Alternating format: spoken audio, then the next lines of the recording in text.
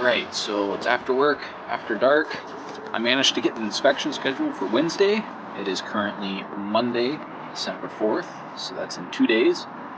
I need to get this rear taillight swap, the headlight swap, and the battery tie-down put on. So I'm going to try and do that really quick because it's stinking cold out here. First of all, I need to see if I can get the damn car unlocked without setting off the car alarm. This is what I'm really going to try. Oh, I think I just did it. Alright, we are in.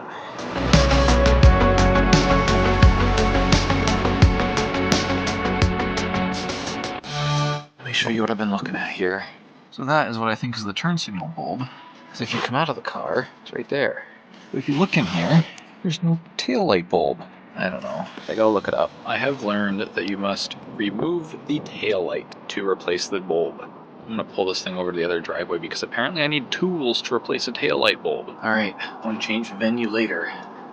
It's no warmer over here, trust me. That was finger tight. Someone's been in here. Which kind of makes me think this isn't going to work.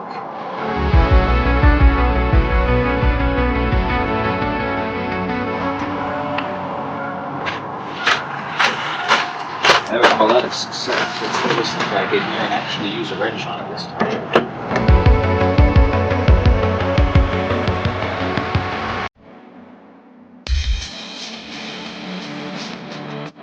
Alright, it's this one right here, which is the easy one, so that's good. Got lucky there. Well, the headlights in this car are actually pretty easy. Like I said, we got lucky on this one, it's the easier.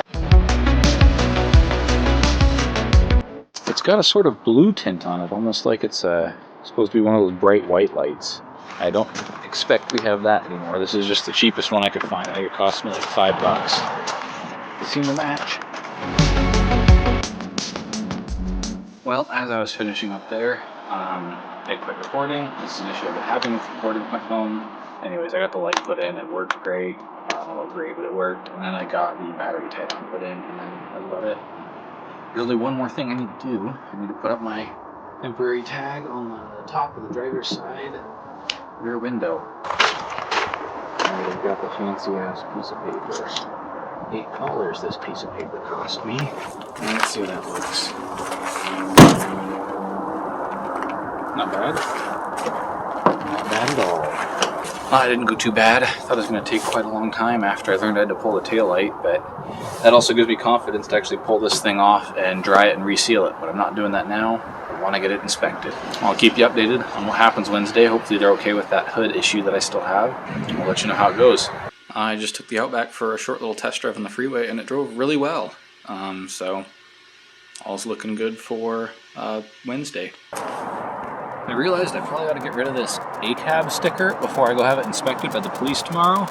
Fortunately, the previous owner made that easy for me, and I can just use this scraper. It's not on the paint.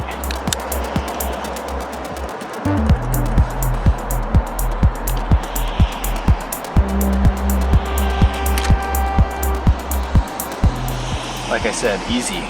Let's see if there are any other stickers I want to take off while I'm at it. Looks like there's just these two. They're also on the glass. That makes my life easy.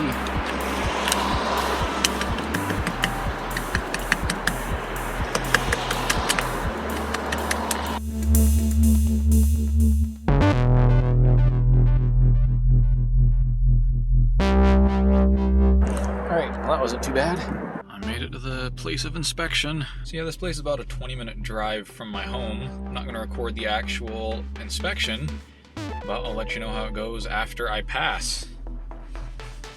Well, I'm just about second in line here. I think I'm just about ready to be inspected. Well, passed no problem. Didn't even mention the bent hood, so good to go.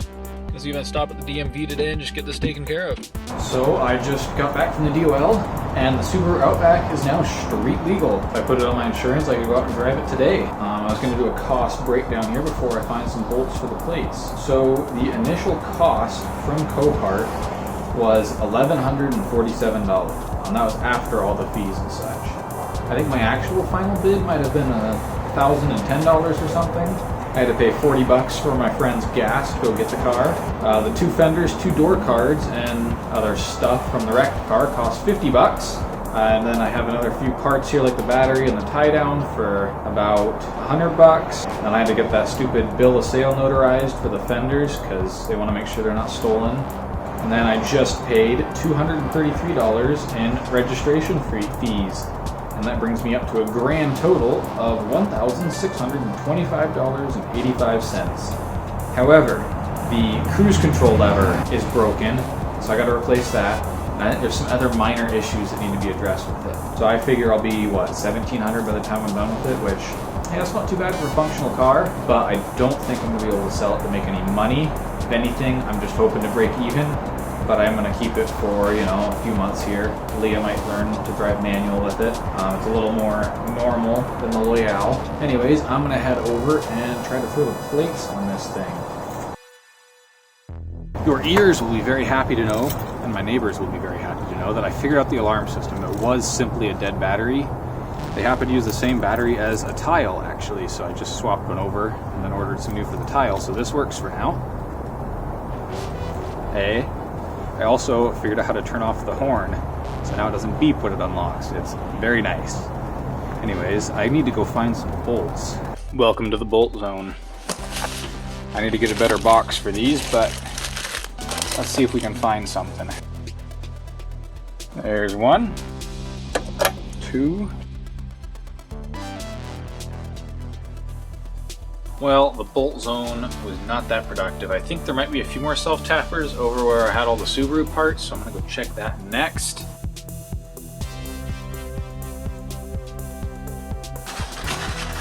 That sounds good. Well, that one might work. These are from the door panel. These might work. That's 3 of them, so we need one more. Let's see if I find one more self-tapper around here. Oh, this is what the control arm looked like. Probably can't see it. Maybe like, I don't know. Yeah, if you can see that, it has a big crease in it right here that should. Oh, there we are. That's all the nuts and bolts. Dump those out here and then never. Actually, let's take these back over to the nuts and bolts bin where they belong. So are these even gonna work? Oh yeah, those will work fine. So we got 3 of those. And if we could get one of the Phillips, it'd be nice instead of this one. Let's see what we've got in here. There's one that has a Phillips, so let's do that. And these are the exact right bolts. So I think I've got my nuts and bolts. Let's head back out to the scene of the crime. Alright, first things first, let's get these tabs on. What the hell? This one just like tore. Like put it back together. You know, I have realized I forgot a very important tool, that being a screwdriver.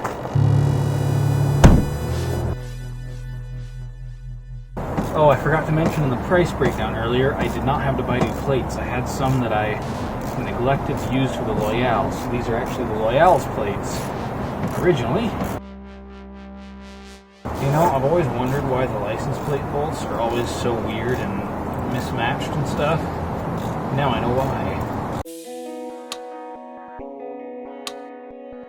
We'll just have to imagine what putting on the front one likes, because I can't be asked to move the camera. Alright, well, this thing is officially ready to go back out on the road.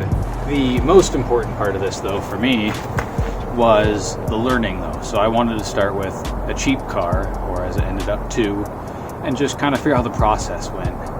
And so I've done that, and this was a pretty easy car to repair. Obviously, I have footage from replacing the first fender, because that was before I started doing this, but it was a really good experience generally. It's always a gamble, and that's kind of fun, I guess, but this one's alright. Anyways, it's time to get inside and relax for the night.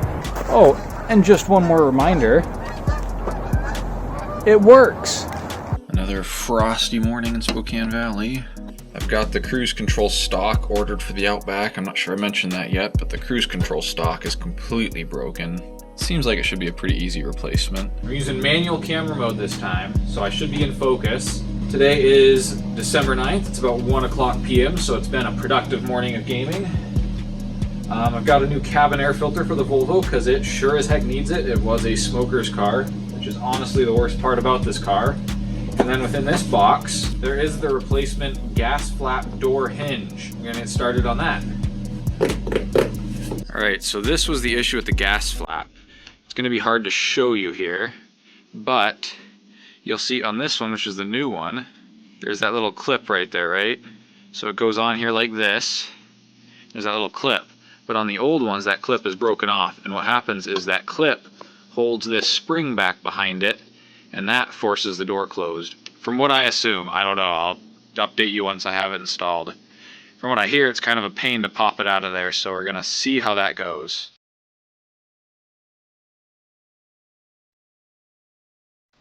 So I kind of shattered that taking it off, but it came out really easy. It was already partially broken. So now I just got to swap over the gas flap to this one and put it back on. So I figured it'd be easier to assemble it on the ground here, but essentially now, if you watch, it snaps closed with quite a bit of force since it's not actually on the car.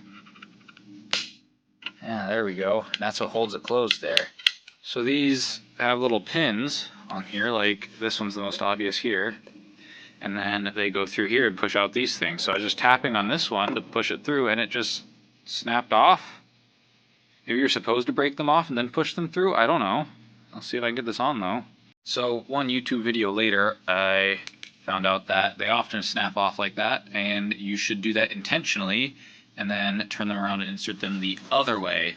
So what I've done here is I found a screw that fit perfectly in these holes, and I've just kind of screwed it in there to hold it.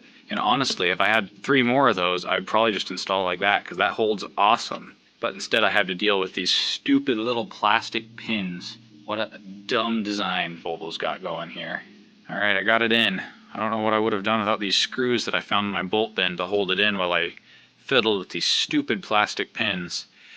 I really don't know why. Maybe there's a reason, but if it was just 4 of these things but shorter, it would be really easy to put in and take out. And it works. And you can really see here, I don't know if you can, but I can. You can see where the body is damaged and pushed in. There's quite a lip here. So I think I'm just going to try and leave this and hope that the inspector doesn't really care. And then I'll try and I might put a new coat of paint on it, and then I'm just going to try and get the bumper on over top of this, and we'll see how that goes. Now that I'm done with that, we'll be moving on to the cabin air filter, which I suppose is somewhere in there. And after that, I might even have to fiddle with the bumper. And then the only thing we'd have left is the taillight, which needs to be replaced. Just the bottom portion. The top portion escaped unscathed. Look at how disgusting this floor is. I don't even want to touch this. At least it appears to be a mat. Imagine if they didn't have mats in this thing. It would be gross. That's awful. It's like wet. This thing hasn't been like left outside with the windows open or anything. It's just the person who owned this before me, before they wrecked it, just was disgusting. We have not gotten around to cleaning this out yet, and it needs to be. All that flashing red light, that's because I just triggered the alarm. I'm not used to these new vehicles with alarm systems. All right, well, I'm going to try to not touch that at all if I can help it while I put in the air filter. Turns out the LTT screwdriver does not have any star bits in its default loadout, so I guess I gotta throw more money at them. However, it is compatible with default bits, so I'll just throw one of these in it.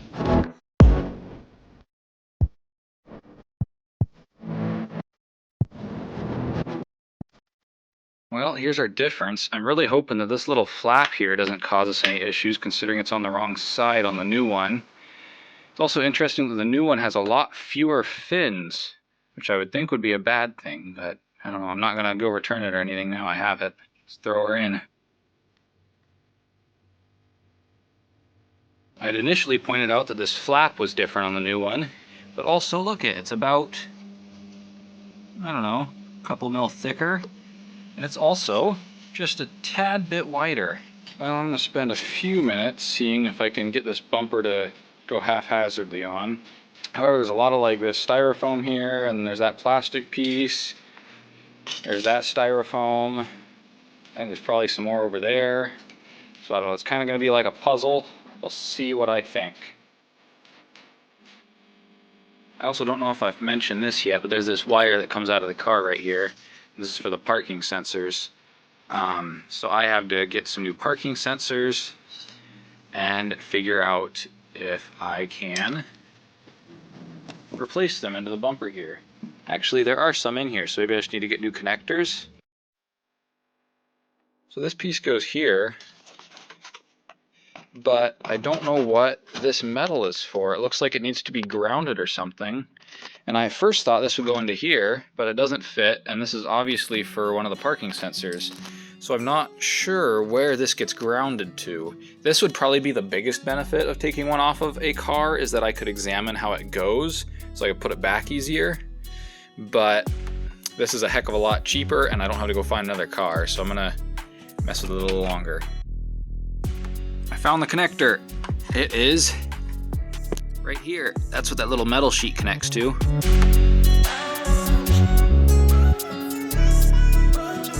So in conclusion, I obviously didn't get it on, but I think I'm just gonna be able to cram this bumper back on. And the main issue stopping me here right now is that these just wanna fall off. And as well, I don't really need to put it on yet until I get new parking sensors. And it looks like I actually have all of the parking sensors.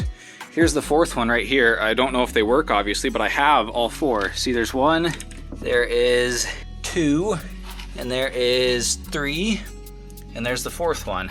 So all I really need is some wiring so I can solder them back up and actually connect them. After a not insignificant amount of searching, I found the exact pigtail for the parking sensors. I looked up the part number on the one remaining parking sensor pigtail or wire connector, and I was able to find the part. So I ordered up 3 more of those and I'll be able to solder them on. And it cost me a whole $33.32. Not too bad. So what I'll do with these is I'll probably just dab some hot glue in a very few various places and then stick them on, and then just cram the bumper on as best I can. And like over here on this side, when I was putting together, it actually snapped in. And I think that if I get it up there, then I can also snap it in on that side. And then the damage we'd have would just be right here. And I think this will pass inspection. It's not really that bad. This thing's a lot closer to completion than I thought it was. It basically needs a clean and some wiring and a bit of my time. All right, so I didn't actually get too much done today, but I did learn quite a bit. I did get the gas flap fixed, which is really nice to know. I still don't know if the lock works. That's just gonna have to be something that I learn over time. But that also doesn't really matter. In conclusion, I need to get the correct cabin air filter. It needs to be cleaned, and I need to get the connectors for the parking sensors, and then I need to fiddle with the rear bumper. Mirrors, you can't see because I'm not showing you, but this one, they just stuck glass from a completely different car on this mirror. I don't know what they were thinking. And then the other mirror, I think, is missing its glass completely. So, a couple of minor things, but overall, not a lot of work to save quite a few dollars on what's a decent car. Oh, I feel pretty good. I'm gonna call it quits for the day. It's only, what, 2:30? I was only out here for an hour and a half, not too bad. So we are in Liberty Lake, and this is a thing they do every year. They put up a bunch of lights in one of the local parks. And we always try and come down here when it's snowy out, which it is tonight. Unfortunately, it's all gonna melt tomorrow, so. It's actually quite a big area that they do. It's really fun to walk around at night when it's snowy like this. I'm gonna walk towards those, what is that? That should be 10, right? 1, 2, 3, no. I don't know Hanukkah, I'm sorry. How many candles is that? It's 14, right? Yeah, 14. We're gonna walk towards those 14 candles. This is one of my favorite things they do here. It's a little river, and once it snows a little bit, it actually looks kind of river-like. I think last year they used better colors, but hey, you do what you can.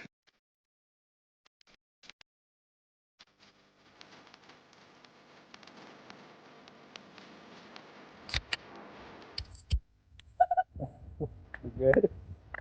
My fingers are over the thread today. There's cracked one open. We're about to walk home. Cheers and you. I walk back over that away through this Christmas ice. Well, we're out here to clean the interior of the Volvo. Neither of us are too terribly excited about it. As you saw, it is disgusting in there, but we're gonna try and get her done.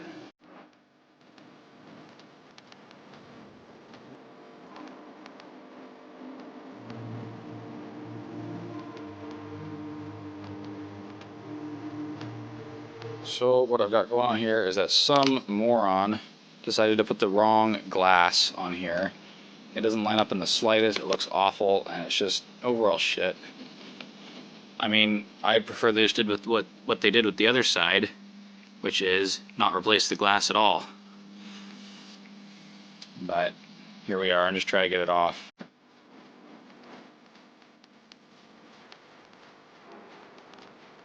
Well, let's see if the power mirror still works.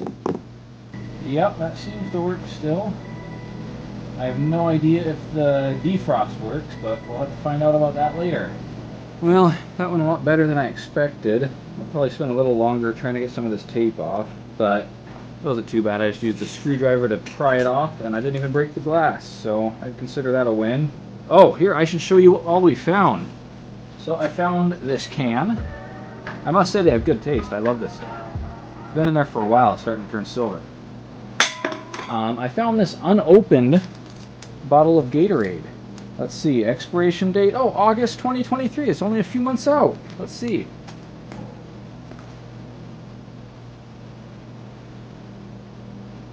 Yep, that's Gatorade. And I think the most exciting thing we found is this dab pen. So not only was this person smoking cigarettes in here, maybe they didn't smoke cigarettes. Maybe they were just smoking weed. I don't know. They're probably missing this, I'm sure. Anyways, like I said, that's about it for today. Head inside and relax a little bit.